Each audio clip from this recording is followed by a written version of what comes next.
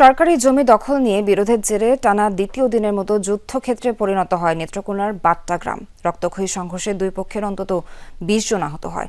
খবর পেয়ে পরিস্থিতি নিয়ন্ত্রণে আনে পুলিশ। এর আগে গতকাল একই ঘটনায় দুই পক্ষের মধ্যে চলে সংঘাত, আহত হয় ৩০ জন।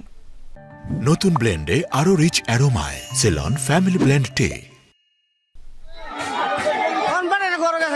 কুয়াশা মোড়ানো ভোরে রণক্ষেত্রের রূপ নেয় নেত্রকোনার বাট্টা গ্রাম।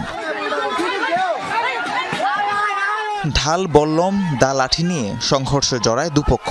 দুই পাশ থেকেই বৃষ্টির মতো চলে পাথর নিক্ষেপ। শতাধিক মানুষের এই সংঘাত চলে ২ ঘণ্টা ব্যাপী। ঘটনার সূত্রপাত আরও আগে। স্থানীয়রা জানায়, বাট্টা গ্রামের একটি সরকারি জমির দখল নিয়ে দীর্ঘদিন ধরেই বিরোধ চলছিল একই গ্রামের জীবন ভূঁইয়া ও চন্দন মিয়ার মধ্যে। গতকাল এক পক্ষ জমি দখল নিতে গেলে অপর পক্ষ বাধা দেয়। এক পর্যায়ে কথা কাটাকাটি রূপ নেয় সংঘর্ষে। আহত হয় ৩০ জন। একই ঘটনার জেরে আজ সকালেও আবার দুই পক্ষের মধ্যে সংঘর্ষ শুরু হয়। আহত হয় অন্তত ২০ জন। ২ ঘণ্টার চেষ্টায় পরিস্থিতি নিয়ন্ত্রণে আনে আইনশৃঙ্খলা বাহিনী। কেন্দ্রীয় আসলে যে অনাকাঙ্ক্ষিত ঘটনাটা শুরু হয়েছে সেটা চলছে। আজকেও কয়েকবার হয়েছে। আমাদের পুলিশ ঘটনাস্থলে রয়েছে, অতিরিক্ত পুলিশ মোতায়েন করা হয়েছে।